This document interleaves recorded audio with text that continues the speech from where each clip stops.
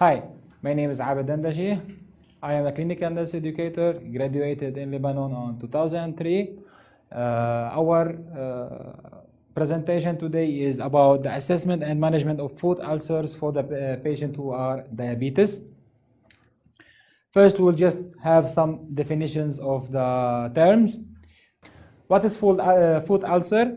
A full thickness wound below the ankle in the diabetic patient, irrespective of duration. Skin necrosis and gangrene are also included as ulcer. Abscess, a circumscribed collection of a pus that forms in tissue as a result of acute or chronic localized infection. It is associated with the tissue destruction and frequently swelling. A fissure, it's a long, narrow opening or gap that can extend into other cavities or areas of the body. Charcot arthropathy, a Charcot arthropathy joint or foot is a form of peripheral neuropathy that often occurs in people with diabetes. Nerve damage from diabetes causes decreased sensation, muscle and ligamental atrophy, and subsequent joint instability. There are two major classifications of diabetes, type 1 and type 2. Type 1 diabetes, and it's also known by insulin-dependent diabetes mellitus, affected 10 to 15% of all people with diabetes. Type 2 diabetes, and also known as non-insulin dependent diabetes mellitus, accounts of 90% of those diagnosed with diabetes. Control of blood glucose levels is paramount to minimizing complications related to diabetes. Other factors contributing to related onset of complication include control hypertension, hyperlipidemia, and hyperinsulinemia. Unfortunately, these treatments might not completely control the progression of diabetes-related changes such as neuropathy. Diabetic foot ulceration and amputation are a result for complication of diabetes such as peripheral arterial disease and neuropathy. The PAD or peripheral arterial disease, also known as peripheral vascular disease, is a circulatory problem in which narrowed arteries reduce blood flow to the lower limb. Now we will talk about the assessment. When you have a patient with diabetes, what you have to assess with the patient. First, we will start with the history of presenting illness. We ask the patient some questions. Assessment of the person with a diabetic foot ulcer requires a detailed history of presenting illness, including initiating event, the duration of ulceration, treatment undertaken, and the outcome of the treatment. Past medical history, if the patient has any other medical history than they are diabetic. A history of diabetic foot ulcers and several diabetic related complications are associated with lower limb amputation. Therefore, throughout past medical history is important to identify individuals and at high risk for amputation, and it should include an assessment of comorbidity and complication associated with diabetes, previous ulcers related to diabetes, and a history of smoking. Comorbidities and complications associated with diabetes, it includes the renal impairment, hypertension, and retinopathy. Previous ulcer, a history of previous ulcers is a strong predictor of future ulcers also. Up to 34% of people develop another ulcer within 1 year after healing from the previous ulcer. The 5-year rate of re-ulceration has been shown to be 70%, while 2/3 of ulcers heal, 1/3 may result in some form of amputation. Smoking. Smoking is an independent risk factor for cardiovascular disease and a significant risk factor for chronic kidney disease for people with diabetes. Smoking cessation reduces these risks and might optimize conditions for wound healing. Glycemic control. Improved glycemic control reduces complications and optimizes wound healing. Pharmacological control of blood glucose was shown to reduce diabetes-related complications in overweight clients with type 2 diabetes. A study examining glycemic control and microvascular complication in Japanese people with type 2 diabetes concluded that incentive glycemic control may delay onset and progression of diabetic retinopathy, nephropathy, and neuropathy. The following targets of glycemic control of most people with type 1 and type 2 diabetes: HbA1c will be below or equal to 7% to reduce the risk of microvascular and macrovascular complication. Fasting plasma glucose of 4 to 7 millimole per liter. 2-hour postprandial plasma glucose target of 5 to 10 millimole per liter. Nutritional status.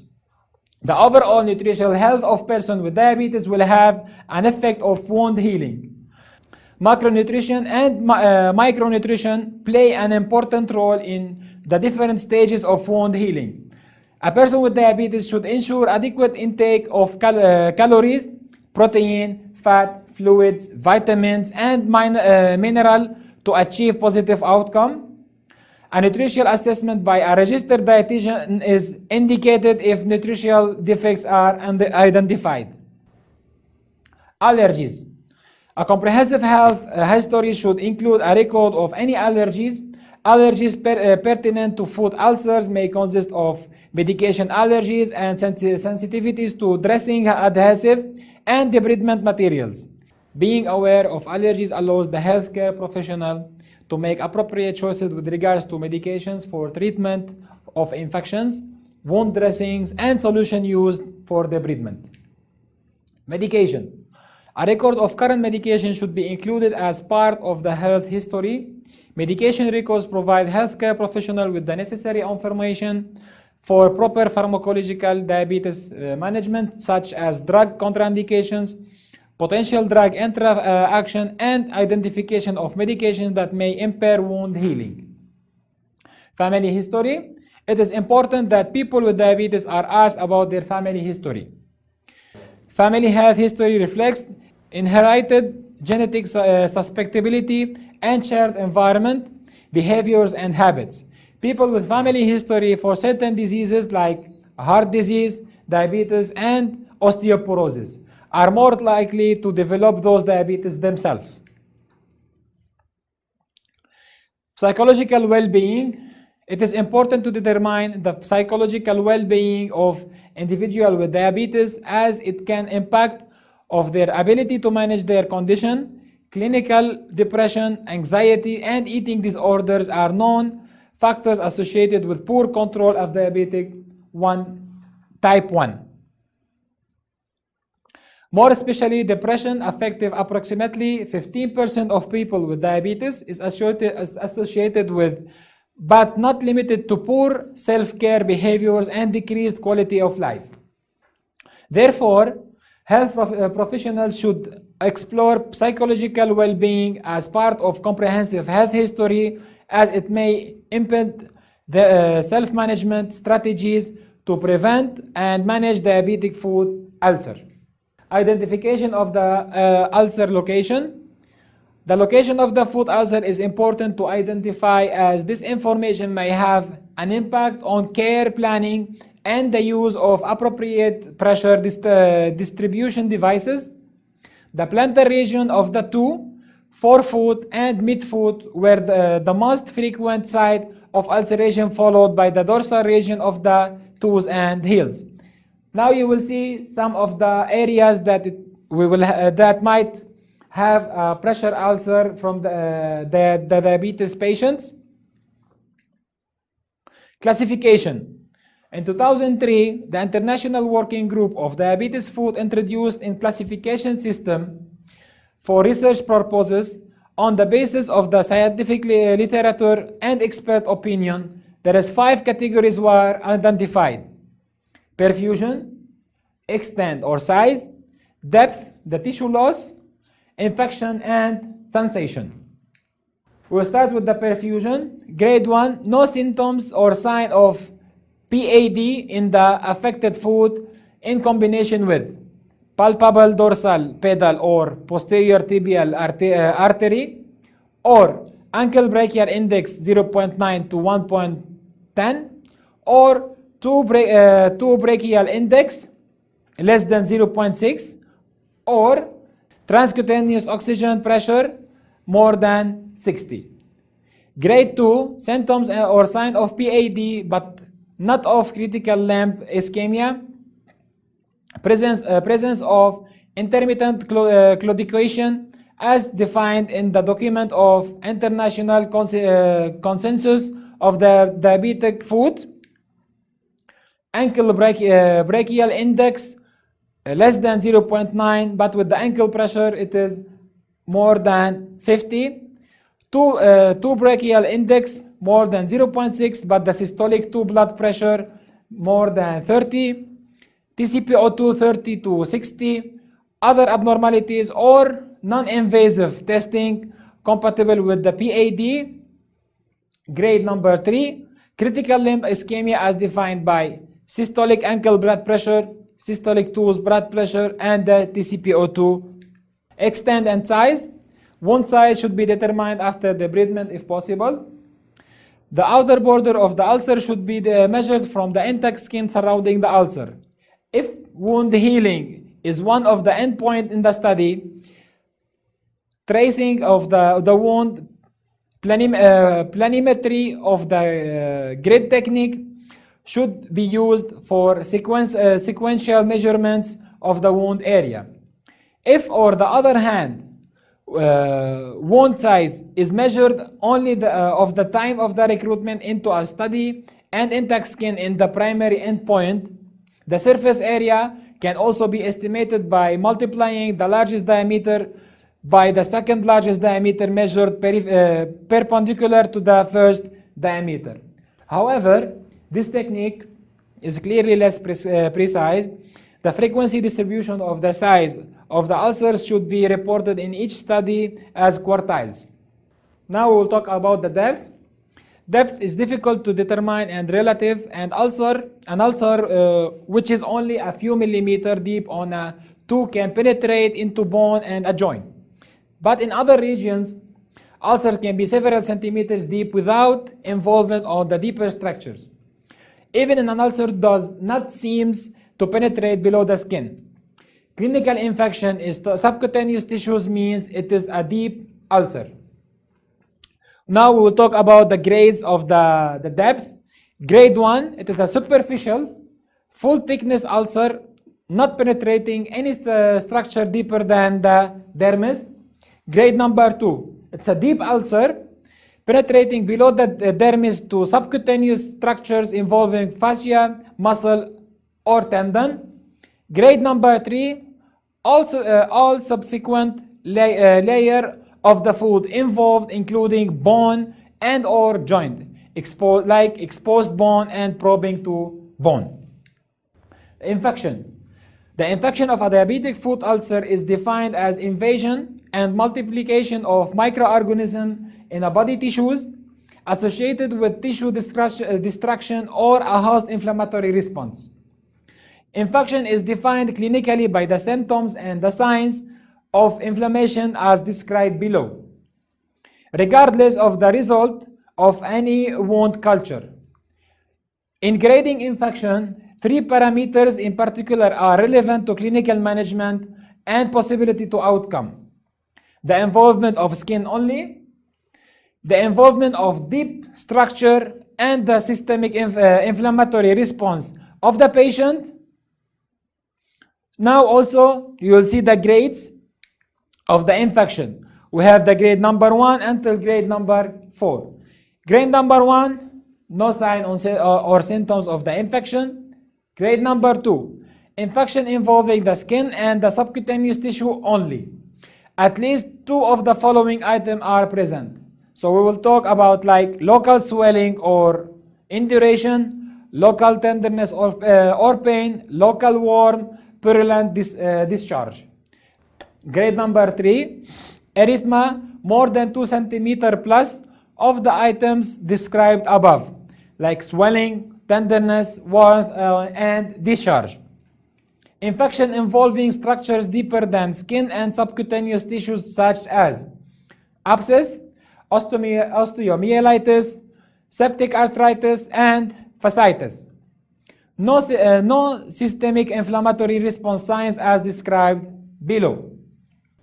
Grade number 4, any food infection with the following signs of a systemic inflammatory response syndrome. This response is manifested by 2 or more of the following conditions: temperature more than 38 or less than 36, heart rate more than 90 beats per minute, respiratory rate more than 20 breaths per minute, the PCO2 is lesser than 32, white blood cells account more than 12,000, that doesn't mean that we have infection, or below 4,000, or 10% immaturate band forms. Sensation. The system categorizes patient as having present or absent protective sensation in the affected food. We have also 2 grades. Grade number 1, no loss of protective sensation on the affected food detected, defined as the presence of sensory modalities described below. So all the points below, it will not be included in the grade number 1 of the sensation. Grade number 2, loss of protective sensation of the affected food is defined as the absence of perception of the one of the following tests in the affected food. Number 1, absent pressure sensation and absent vibration sensation, or we call it vibration threshold.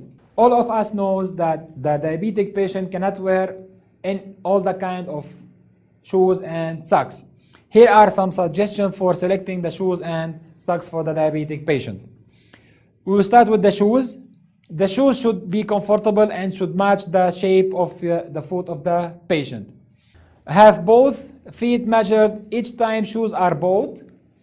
Feet will get longer and wider with age. So if we have the foot, it's getting longer, we have to change the foot to be comfortable to the patient. Buy shoes to fit the larger foot if there is any difference. So if there is any difference between the both foot, let's say the right foot is bigger than the left foot, we buy the larger size to the both foot. Shoes should be fit 10 to 12 millimeter beyond the longest two. Choose the shoes with a wide and deep toe box. When buying shoes, wear the type of socks that you will be wearing with the shoes always. Shoes should have good and non-skid soles, closed toes and heels. Avoid slip-on shoes. Shoes with pointed toes and sandals, especially sandals with tongue between the toes. Do not wear shoes with heels higher than 1 inch, as they increase pressure on the metatarsal heels. Begin wearing new shoes gradually. Do not wear any shoes longer than 6 hours without removing. Check shoes before wearing for small stones or bunched up areas. If shoes have caused a foot problem, they should no longer be worn. So it will be thrown. Socks. Wear clean socks every day. Cotton or wool is best to absorb perspiration. Socks should fit well. Avoid tight elastic at the top. If wearing knee-high hosiery, ensure it has a wide band at the top. Check socks for irritation or bunching. Avoid seams if possible. Do not wear mended socks as they may cause an area of pressure. Do not wear socks with holes as they may cause an area of friction. Assessment. What we assess with a patient who has ulcer foot.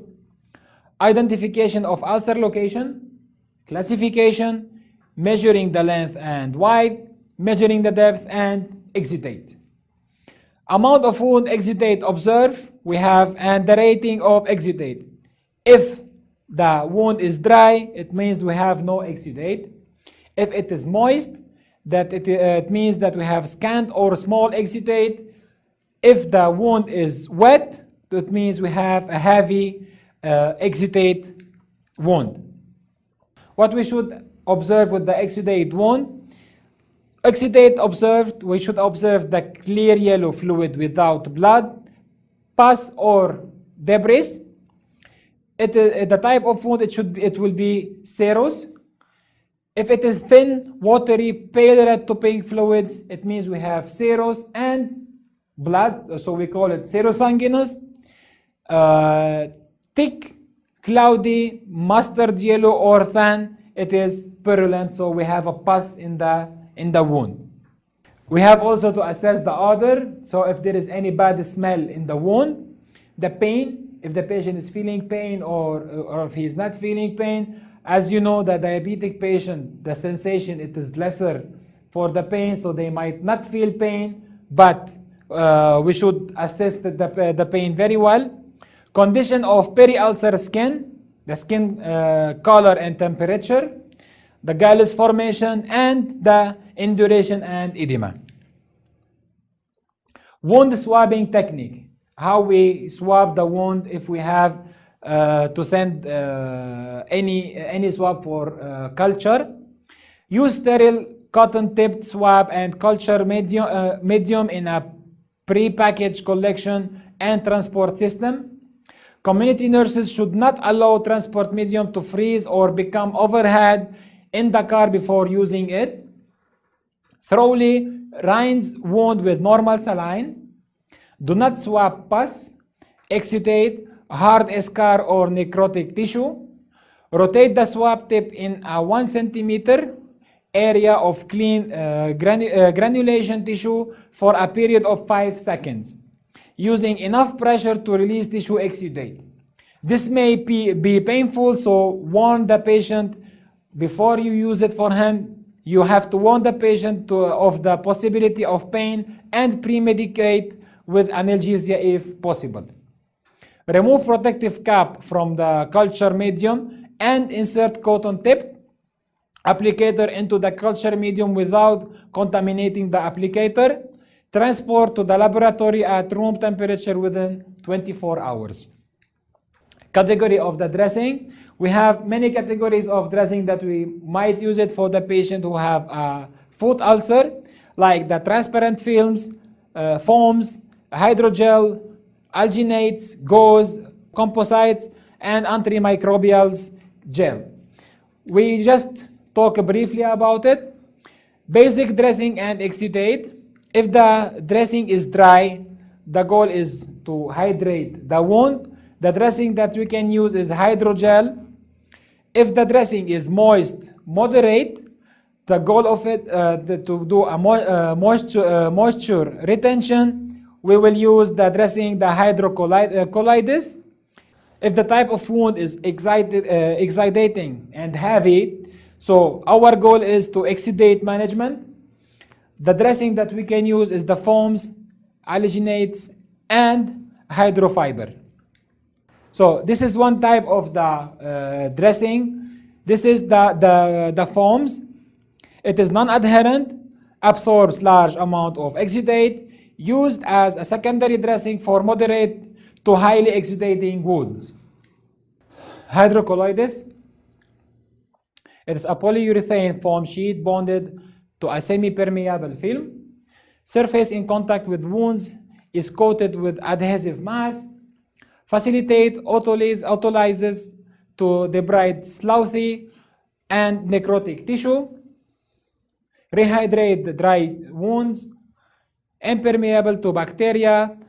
Occlusive, encourage angiogenesis for dry to moderately exuding wounds. Hydrogel, it's a high water content, aids the rehydration of hard scars, promotes autolysis of necrotic tissue resulting to dislousing and debriding, maceration and exoration of the peri-wound area from leakage of the gel and exudates can occur. Light to moderate exudates for all stages of wound healing to stimulate granulations. Low adherent, it's a cotton viscose gauze loaded with paraffin. Reduce the adherence of the dressing to the wound. Required a secondary dressing. Change frequently every second day to avoid drying out and incorporation into granulation tissue. Suitable for clean, superficial wounds and especially burns. The non-adherent dressing. It is a sterile, non-adhering dressing bound to a soft, pliable nylon net or silicone. Can be left in place for up to 7 days. Minimal pain removal, ideal for clean, granulating wounds, burns, leg ulcers, weak or sensitive skin, and it's also ideal for children. Antimicrobial creams. It's a hydrolytic cream containing silver sulfodiazine. Topical broad spectrum antibacterial. It's very effective for Pseudomonas, gradual release of silver burn injuries, and use under absorbent dressings with daily change. Caution: leukopenia, discontinue if we have renal and hepatic function becomes impaired. Metronidazole gel. It is a clear, colorless, water-based gel containing metronidazole for deodorization of fungating, malodorous tumors, and as active against the anaerobic bacteria associated with the pungent odor. Once or twice daily directly into the wound. Secondary dressing is necessary. It is an antibiotic resistant may be included. The vacuum assisted closure, it's a device. Wound closure by applying localized negative pressure uniformly to the wound to draw the edge together. Creates a hypoxic environment within the wound bed in which aerobic bacteria cannot survive. Forces the microcirculation to regenerate rapidly and produce large amounts of capillary pulse blood into the wound bed.